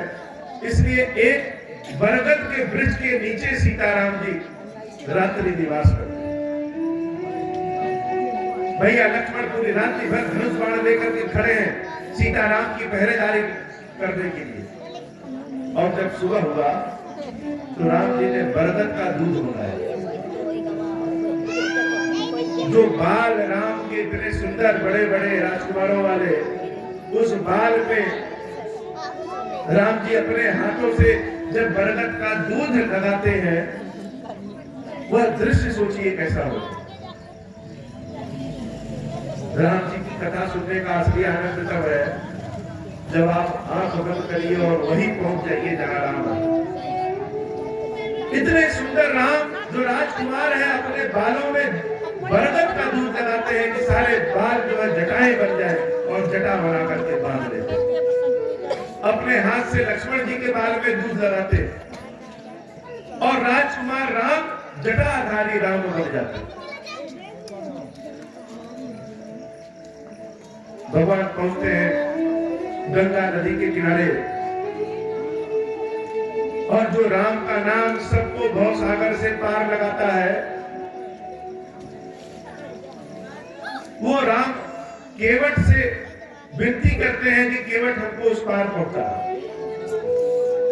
केवट बड़ा तो मौके का जो फायदा ना उठा पाए, उसके पास बुद्धि नहीं, लेकिन मौके का फायदा चालाकी वाली नहीं, भगवान। केवट ने कहा आप तो जादूगर हैं, आप किसी पत्थर पे पैर रखते हैं तो स्त्री बन जाती। यह मेरे पास यही एक ही नाव है, ले दे के इसी से गुजारा बसर चलता है। और अगर आप इस नाव पे पैर रखेंगे और कहीं यह स्त्री बन गई तो पहली बात तो यह है कि हम खाएंगे पिएंगे क्या, और दूसरी बात यह है कि इस जो स्त्री बन गई उसको लेकर के कहाँ जाएंगे, घर ले जाएंगे तो मार के भगा दिए जाएंगे। तो राम जी कहे कि नहीं, हम जादूगर तो नहीं है। नहीं प्रभु, मैंने ऐसा सुना है कि आपके चरणों की धूल पा करके एक पत्थर स्त्री बन गई। तो राम जी कहते हैं आप तुम्हें उपाय बताओ, जाना तो हमें पार और तैरने आता नहीं। तो केवट कहता है कि हम पहले आपके चरणों को धुलेंगे। राम जी कहते हैं धुल लो। एक बड़ा सा बर्तन आता है, उस बर्तन में अपने चरणों को राम जी रखते हैं और केवट भगवान के चरणों को छू छू के रगड़ रगड़ के धुल रहा। सीता और लक्ष्मण देख रहे हैं यह क्या। तो एक समय था जब विष्णु भगवान क्षीर सागर में सोए रहते हैं, तो एक कछुआ रहता है। वो कछुआ सोचता है कि आकर के भगवान के चरणों को छू ले। तैरते हुए आता है और जैसे छूने हुए आता है, वैसे सीता जी जो लक्ष्मी के भेष में उसको भगा देती है। फिर दूसरी ओर से आता है घूमने के लिए भगवान विष्णु के चरणों को छू ले। तब तक जो लक्ष्मण जी शेषनाग के रूप में फुफकार मारते हैं, लेकिन वह कछुआ बार बार चाहता है कि राम के चरणों को छू ले, छू ले, छू ले, छू नहीं पाता। भगवान की लीला अपरंपार है। वही कछुआ इस जन्म में केवट राम के चरणों को पकड़ा है। सीता और लक्ष्मण सोच रहे हैं कि यह तो चरणों को पकड़ा, हम नहीं पकड़ पाए। यह कितना भाग्यशाली। आज समय उल्टा हो गया। लक्ष्मी और शेषनाग जी खड़े देख रहे हैं उस कछुए को, और कछुआ क्या कर रहा है, केवट के भेष में राम के चरणों को रगड़ रगड़ के धुल दिया। और जब धुल दिया तो सारे लोग टकटकी लगाए, देवता भी आसमान से देख रहे हैं। जैसे कोई यहाँ पे बढ़िया बैठ करके रसगुल्ला खाए तो सब लोग देखेंगे कि हमको भी दे दे थोड़ा। सब सोच रहे हैं कि अभी इसमें से हमको भी देना चल रहा है। लेकिन हुआ क्या किया, पहले तो गट गट गट गट खुद ही पी गया, और जब सारा जल पी गया उसके बाद भगवान से कहा, भगवान आपके चरण भी साफ नहीं हुए, एक बार फिर से धुलेंगे। दोबारा फिर धुलता है। फिर सब लोग सोचते हैं इस बार हमको जरूर मिलेगा। और इस बार क्या किया, पूरा जल ले जा करके अपने घर वालों को और कुटुंब वालों को पिलाया। सबने कहा केवट यह क्या किया तुमने, अरे तुम तो गंगा के किनारे रहते हो, तुम्हारे पास तो ऐसे पाप नहीं है। गंगा तो सभी के पापों को धुल देती। केवट कहता है प्रभु, यह गंगा सबके पापों को तो धुल देती है, लेकिन हम लोग गंगा के किनारे रहते हैं और हम लोग गंगा में गंदगी फैलाते हैं। तो जो गंगा गंदगी फैलाने वालों के पापों को नहीं धुलती। जो गंगा में गंदगी फैलाएगा उसके पाप गंगा नहीं धुलती है, उसके पाप तो केवल राम के कृपा ही धुल सकती है। और आज मौका मिला है, सब भगवान देवी जानकी को नाव पे चढ़ाते हैं, खुद भी चढ़ते हैं और लक्ष्मण जी भी चढ़ते हैं। नदी के उस पार पहुंचते हैं और उन तीनों के साथ निषाद राज भी चलते हैं कि प्रभु चलिए हम आपको जंगल का रास्ता दिखाएंगे। उस पार जब पहुंच करके राम जी सोचे कि इसको दे दक्षिणा, कुछ है ये नहीं,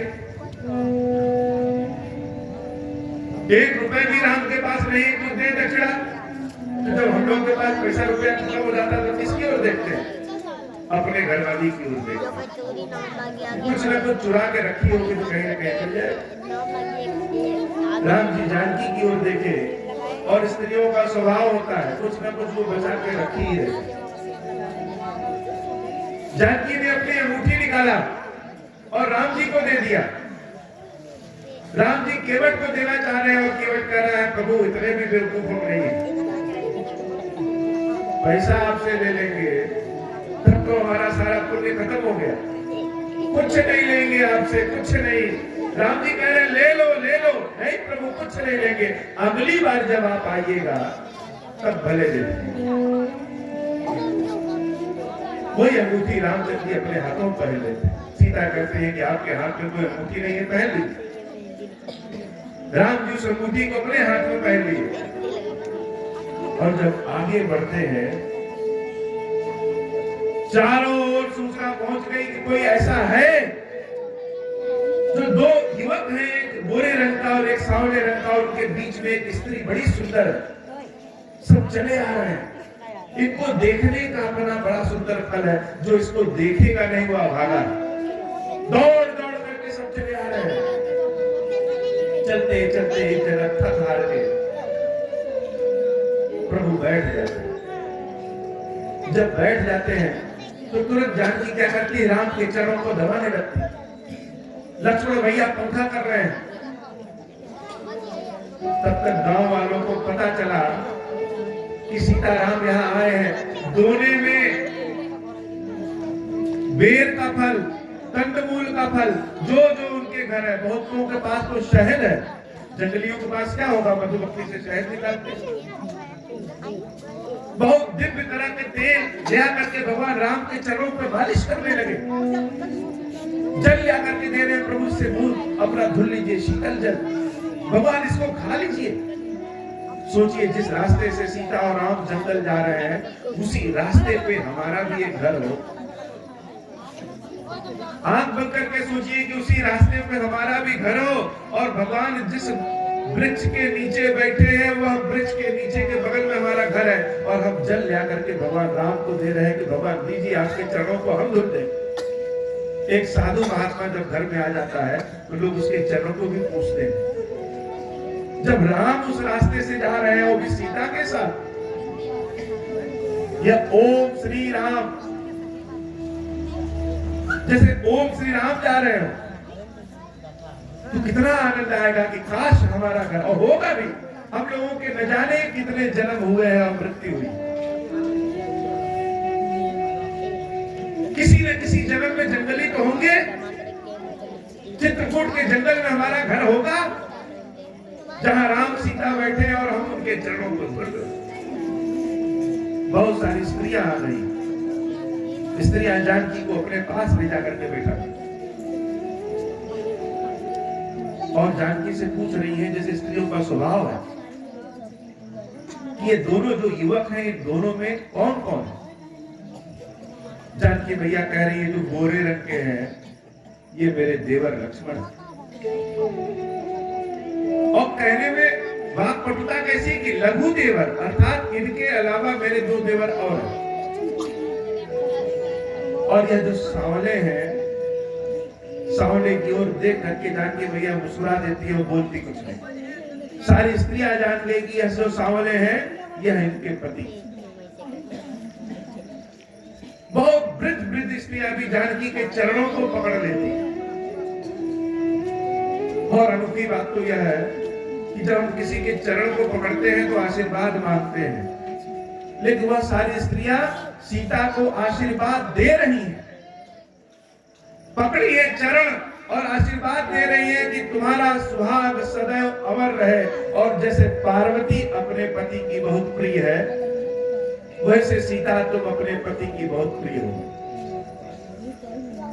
जानकी भैया गदगद कि सास का प्रेम तो यही मिल गया, माँ का प्रेम तो यही मिल गया, जिससे कोई रिश्ता नहीं रहे उससे कभी प्रेम लेकर के देखिए, बड़ा आनंद है। जिस प्रेम में कोई लालच ना हो, वह प्रेम बहुत ही अनोखा प्रेम है। बच्चों से कभी बात करके देखिए, बच्चों को क्या लालच, उनका प्रेम सबसे अनोखा होता है। देवी जानकी गदगद है और सारी स्त्रियां कहती हैं इस रास्ते से जब वापस आना तो एक बार फिर से मिल लेना।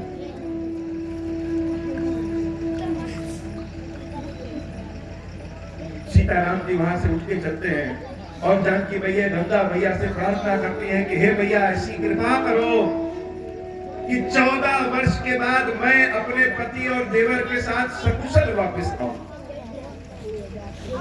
जैसे माताएं बहनें हम लोग भी भगवान से कहते हैं भगवान हमारे यहाँ काम कर दो, तुम्हारा पूजा करने दोबारा आएंगे। वैसे जानकी कहती है कि अगर 14 वर्ष के बाद हम फिर आएंगे तो हे गंगा मैया तुम्हारी पूजा हम फिर से करेंगे। गंगा मैया गदगद हो गई और गंगा मैया ने आशीर्वाद दिया कि हे जानकी तुम तो स्वयं जगदम्बा हो, तुम्हारी कृपा से हम लोग रहते हैं, लेकिन लीला में हो तो कुछ मांगा है तो देना तो है ही। तो गंगा मैया ने आशीर्वाद दिया जानकी मैया को कि 14 वर्ष के बाद सकुशल तुम आओगी और मेरा एक आशीर्वाद है कि जिस ओर देख लोगी, जिसको आशीर्वाद दे दोगी, वह दिग्पाल बन जाएगा, उसके पास बहुत ढेर सारी शक्ति आ जाएगी। गंगा मैया का आशीर्वाद, उन सारे गांव की स्त्रियों का आशीर्वाद लेकर के सीताराम जी आगे बढ़ जाते हैं। पहुंचते हैं वाल्मीकि के यहाँ। वाल्मीकि जी से पूछते हैं कि हमारे रहने का कौन सा जगह, कहाँ रहे। वाल्मीकि जी कहते हैं प्रभु यह बताइए आप कहाँ नहीं है। अरे हम क्या बताएं, पहले तो आप यह बता दीजिए किस जगह नहीं है। लेकिन लीला में है। अच्छा ऋषियों का भी मन करता है कि राम के चरण को पकड़ ले, लेकिन पकड़ नहीं सकते क्योंकि मर्यादा में है वह ऋषि महर्षि और राम क्षत्रिय गृहस्थ। तो चाहने के बाद भी भगवान के चरण को पकड़ नहीं पाते। और जो जंगली हैं, छोटे छोटे जातियों के छोटे छोटे अनपढ़ लोग हैं, वह राम के चरणों को जाकर के पकड़ लेते हैं। तो भगवान की यह महिमा देखिए, ज्ञानियों को भगवान मिलकर के भी नहीं मिलते और प्रेमियों को भगवान सदैव मिल जाते हैं। किसी जाति और धर्म के राम नहीं है, राम का एक ही धर्म है, वह है प्रेम। जो जाति के आधार पे भगवान के भक्तों को दूर करते हैं, कहते हैं कि यह इस धर्म के हैं या उस जाति के हैं, वह एकदम निरक्षर मूर्ख है। मीरा देवी जाति की छत्राणी है और उनके गुरु रविदास जी रैदास जी शूद्र है। मीरा देवी एक बार रैदास के यहाँ पहुंचे और रैदास जी जूता सिल रहे हैं और राम कथा सुना रहे हैं। अचानक मन में कुछ आया, मीरा से कहा मीरा यहाँ आओ। उसी जूता सिलने वाले जल से ऐसे हाथ में निकाल करके मीरा को दे दिया कि ये लो। मीरा ली, लेकिन उसके मन में आ गया कि यह तो जिससे जूता सिल रहे हैं वह जल है, पता नहीं कैसा हो। तो हम लोग चरणामृत लेते हैं, पीते हैं, फिर क्या करते हैं, सर पे लगा। मीरा ने पिया नहीं, अपने सर में लगा लिया। कहावत सुनी ना, मन चंगा तो कटौती में गंगा, लेकिन मन ही तो चंगा नहीं होता। यह कहावत उसके लिए है जिसका मन चंगा हो, जो यह ना सोचे या इस जाति के हैं या इस धर्म के हैं या पढ़े लिखे हैं या गोरे हैं या काले हैं, जिसका मन चंगा हो। और मन चंगा करने के लिए ही वेद शास्त्र किताबें, श्री रामचरितमानस, दुनिया में तरह तरह के विज्ञान आदि सब कुछ है कि मन चंगा हो जाए। मन चंगा नहीं होता। मीरा देवी ने उस जो जल को अपने वस्त्र में लगाया है, पिया नहीं, वह वस्त्र गया धोबी के पास धुलने, और जब उस धोबी उस वस्त्र को धुल रहा है, दांत से काट रहा है कि कोई चीज कड़ी कड़ी लग रही है, जहां जहां वह जल गिरा था वहां वहां सब कड़ा हो गया। तो धोबी ने क्या किया, दांत से काटा, और जब दांत से काटा, वह तो गुरु का प्रसाद है, उस धोबी के मुख में जब चला गया तो उस धोबी को दिव्य दृष्टि मिल गई। दिव्य दृष्टि ऐसी कि दीवार के उस पार क्या हो रहा है वह धोबी जान जाए। महारानी के वस्त्र को लेकर के पहुंचा तो दीवार के उस पार ही देख रहा है कि मीरा क्या कर रही है। मीरा तो आज प्रेम में मगन है। कृष्ण जी को जो मोजा पहनाना है उसका टोपी बना दे रही। कृष्ण जी का वस्त्र जो आगे से बटन बंद करना है उसको पीछे से बंद कर रही। प्रेम के भाव में मगन है। और धोबी बाहर खड़ा होकर के देख करके हंस रहा है कि अब मीरा को क्या हो गया। आज भीतर जब पहुंचा कहा महारानी आज आपको क्या हो गया। कान्हा के वस्त्र जो पैरों में पहनाए जाते हैं उसको आपने सिर पे पहना दिया। मीरा को आश्चर्यचकित कि इस कक्ष में मेरे और कृष्ण के अलावा कोई नहीं है, इसको कैसे पता। उन्होंने कहा तुम्हें कैसे पता। उस धोबी ने कहा देवी आप भगवान कृष्ण की बहुत बड़ी भक्त है और भक्तों के साथ रहने पे कुछ ना कुछ प्रसाद मिल ही जाता है। हम आपके वस्त्र को धुल रहे थे, आपके वस्त्र में कुछ लगा था, उसको जैसे काटे तो हमको दिव्य दृष्टि दिखने लगी। सब मीरा जान गई कि गुरु का आशीर्वाद हमने लिया नहीं, अपने माथे पर फेर लिया। दौड़ करके रविदास के जाके चरणों को पकड़ लिया कि गुरु जी हमसे गलती हो गई, हमको फिर से वह प्रसाद दे देंगे। गुरु ने कहा पुत्री भाव हमेशा एक जैसा नहीं रहता है। वह भाव था जब हमने दिया और पता नहीं क्या हुआ तो हमने नहीं लिया। उस मीरा को 20 वर्ष तक घूमना पड़ा कृष्ण को पाने के लिए। जो छोटे से प्रसाद से काम हो जाता, उस प्रसाद के न लेने के कारण मीरा 20 वर्ष तक भटकी और तब जाकर के द्वारिकाधीश में कृष्ण को प्राप्त करके समाहित हो। यह भाव ही धर्म है, यह भाव ही प्रेम है, यह भाव ही भक्ति है। जो भाव जंगलियों को मिल गया राम सीता की सेवा में हुआ, बड़े बड़े ऋषि महर्षियों को भी नहीं मिला। ऋषि महर्षि चाहते हैं चरण पकड़ना, पकड़ नहीं पाते। वाल्मीकि जी ने कहा कि प्रभु आप चित्रकूट में रहिए। भगवान चित्रकूट गए, कामद पर्वत है वहां, लोग जाते हैं वहां कामद पर्वत से पत्थर उठा के लाते हैं कि यह प्रसाद है, राम इन पत्थरों पर अपने चरण को रखे होंगे। मंदाकिनी नदी है, बड़ा सुरम्य वातावरण।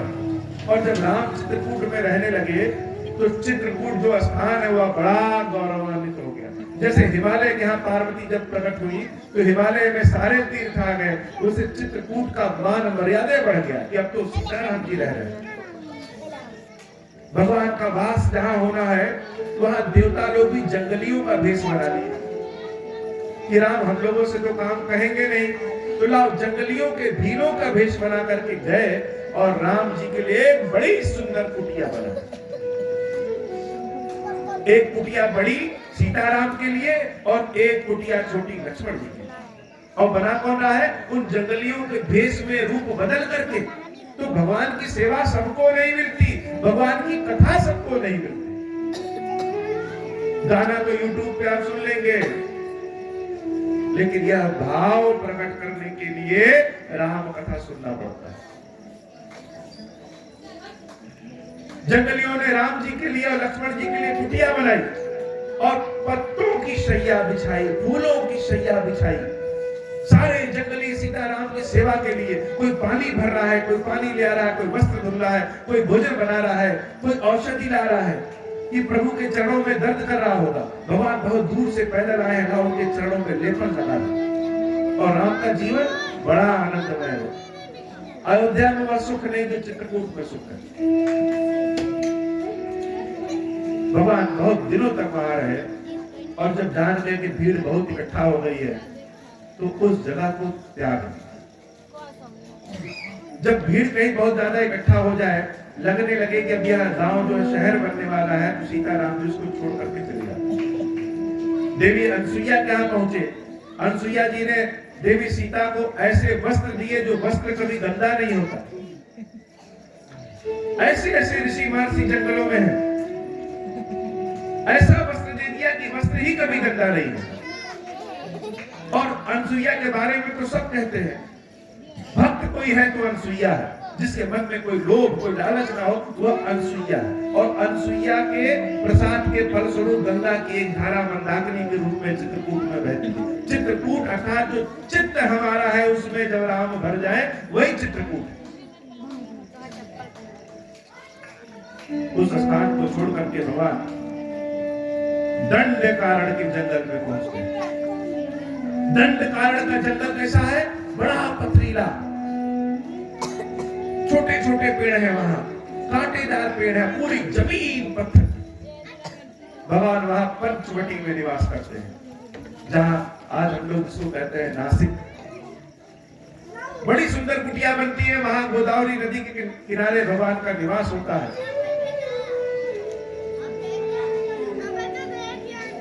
सबकी सेवा होती है। वहीं पे सूर्पनखा आती है, जो दिखने में बहुत कुरूप है, लेकिन रूप बना करके आती है। राम जिसे कहती है तुम्हारे समान पुरुष जगत में नहीं और मेरे समान स्त्री जगत में नहीं। ऐसा मोह का माया जाल फैलाती है कि राम सीता को त्याग करके सूर्पनखा से विवाह कर ले, लेकिन राम तो राम है।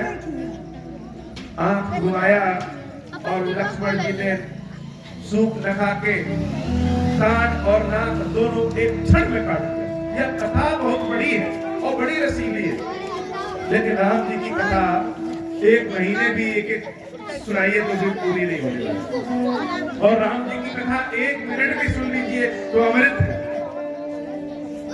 सूर्पनखा के जब नाक कान कट गए तो अपने भाइयों खरदूषण क्या पहुंचती।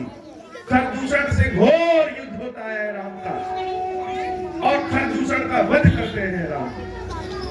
जैसे राक्षसों को सूचना पहुंच गई कि अब राक्षसों को जिंदा रहना मुश्किल है,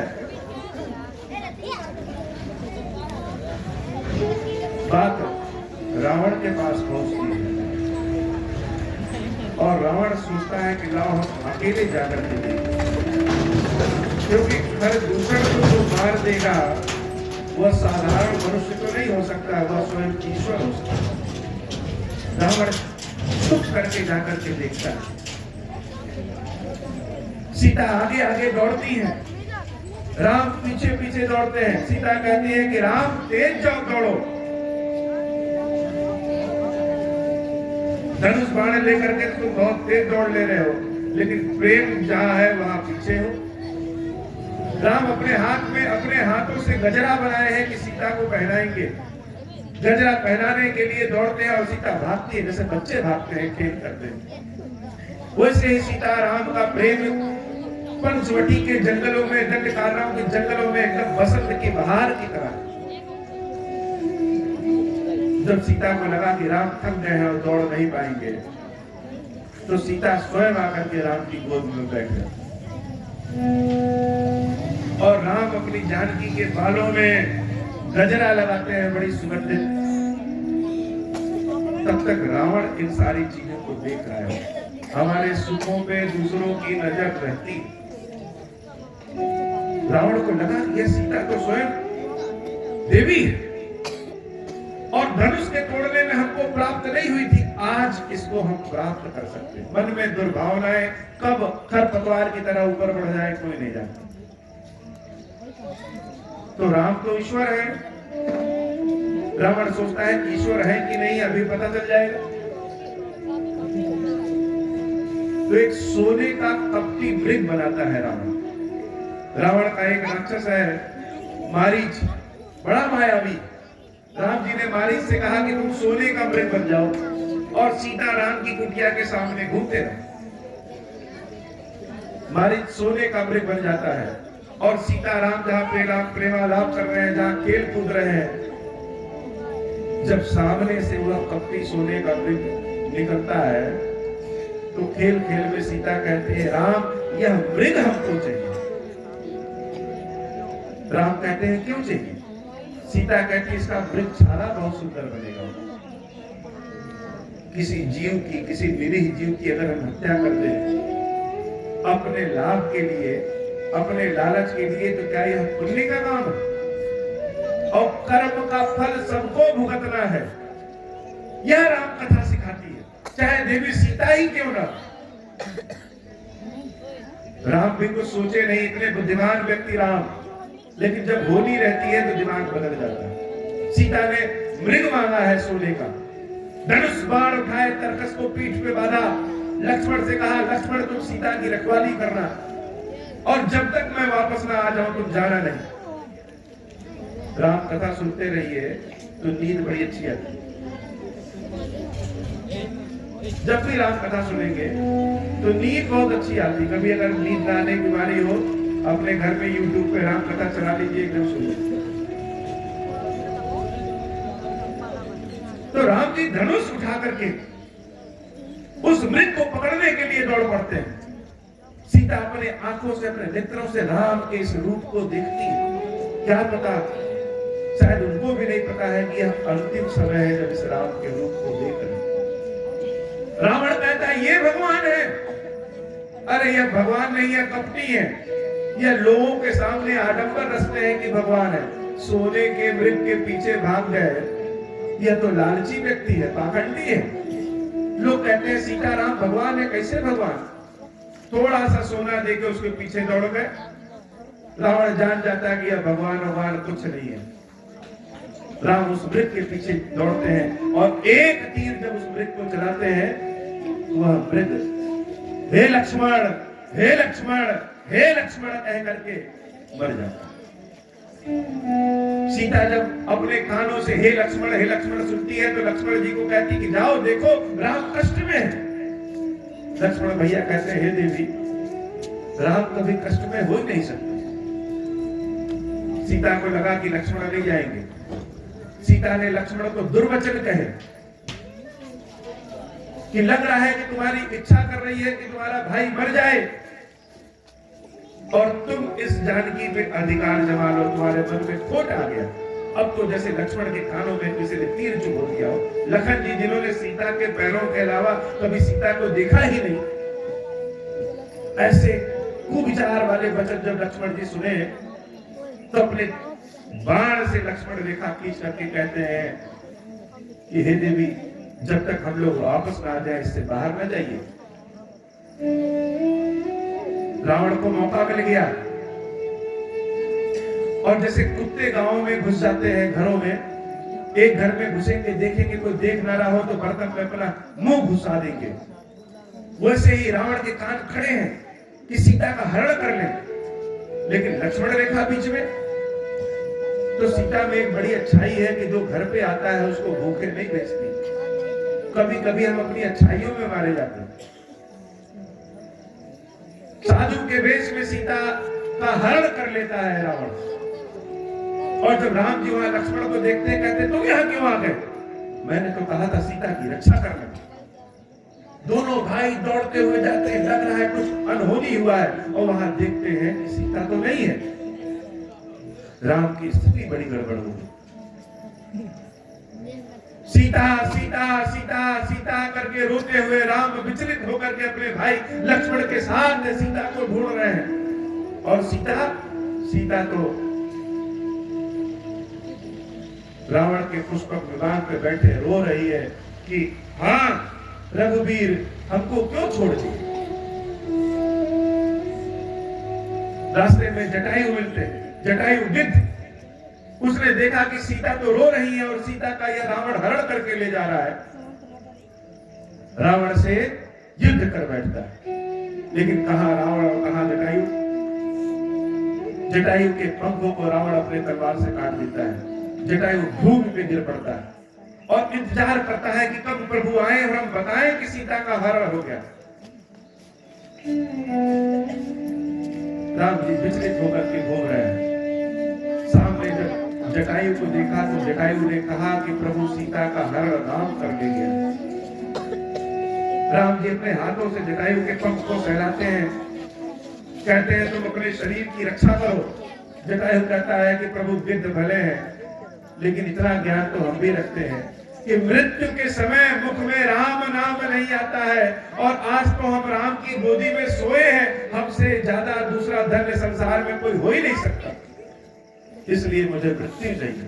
भगवान कृपा करते हैं और जटायु को भगवान विष्णु का रूप बना करके अपने धाम को भेज देते हैं। तो राम बड़े कृपालु हैं। जंगलियों की, जिन जातियों को लोग छुआ पानी नहीं पीते हैं उस समय, राम उनके घर जाकर के उनकी सेवा करते हैं।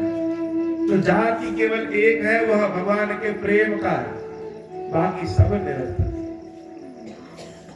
आज की वाणी इतना ही विश्राम। कथा सोमवार तक चलेगी। क्यों कथा सोमवार तक चलेगी? कल कथा समाप्त होने वाला था, लेकिन शायद आप लोगों ने कहा है कि सोमवार तक चलेगी। कल हम लोग कथा में बड़ा अद्भुत प्रसंग सुनेंगे, जिसका इंतजार हम सबको रहता है। सारे लोग जिसके भक्त हैं वह है हनुमान जी महाराज। क्या होता है जब हनुमान राम से मिलते हैं और राम हनुमान से मिलते हैं, जैसे लगे दो बिछड़े दिल एक साथ मिल गए। तो कल हम लोग कथा में बड़ा अनोखा, बड़ा सुंदर प्रसंग सुनेंगे कि भक्त का जब भगवान से भेंट होता है और भक्त अपने भगवान से जब प्रश्न पूछता है तो भगवान के पास कुछ जवाब देने के लिए रहता है।